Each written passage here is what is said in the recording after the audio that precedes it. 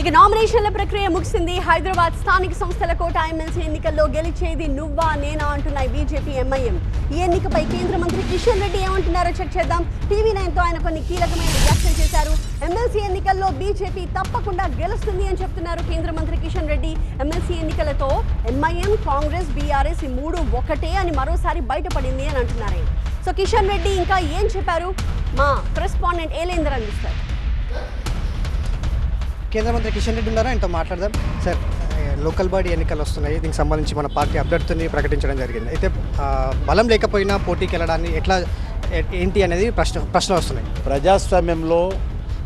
ప్రజాస్వామ్యబద్ధంగా ఎన్నికల్లో మేము పోటీ చేస్తూ ఉన్నాం. డాక్టర్ బాబాసాహెబ్ అంబేద్కర్ ఇచ్చినటువంటి హక్కు ఆధారంగానే ఎన్నికల్లో మేము పోటీ చేస్తూ ఉన్నాం. ఖచ్చితంగా ఎన్నికల్లో మేము గెలుస్తాము. ఈరోజు మేము ఓటర్స్ కూడా బలమైనటువంటి నెంబర్ మాకున్నది. అదేవిధంగా ఈ ఎన్నికల్లో మజ్లిస్ పార్టీని ఓడించడం ఏకైక లక్ష్యం. అది మజ్లిస్ పార్టీ హైదరాబాద్కు పట్టినటువంటి ఒక పీడ వదిలించుకోవాలి. మజ్లిస్ పార్టీకి ఈరోజు కాంగ్రెస్ పార్టీ కానీ బీఆర్ఎస్ పార్టీ కానీ బానిసలుగా పనిచేస్తూ ఉన్నారు. అడుగులకు మడుగులతో పనిచేస్తూ ఉన్నారు. వాళ్ళ కనుసాయిగల్లో పనిచేస్తూ ఉన్నారు. మజ్లిస్ పార్టీని గెలిపించడం కోసమే, మజ్లిస్ పార్టీని ఏకగ్రీవంగా ఎమ్మెల్సీ చేయడం కోసమే రెండు పార్టీలు చివరి వరకు కూడా మరి పోటీ చేస్తామని చెప్పి ఆఖరి రోజు పోటీ చేయకుండా ఈరోజు ఉపసంహరించుకున్నారు. అందుకే ఈరోజు భారతీయ జనతా పార్టీ మరి హైదరాబాద్ నగరాన్ని మజ్లిస్ పార్టీ దారదత్తం చేయడానికి మేము సిద్ధంగా లేము.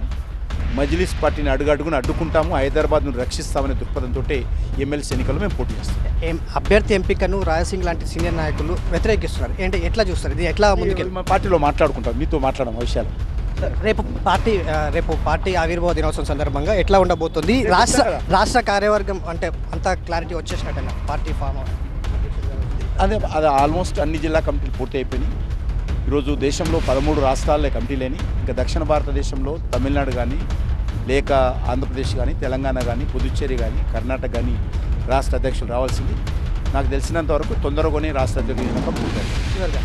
తమిళనాడు రాష్ట్ర అధ్యక్షుడు అన్నమలై రాజీనామా ఎట్లా చూస్తున్నారు? దీనికి నాకు తెలియదు, నేను టీవీలో చూసాను, నాకు తెలియదు ఇంకా విషయం.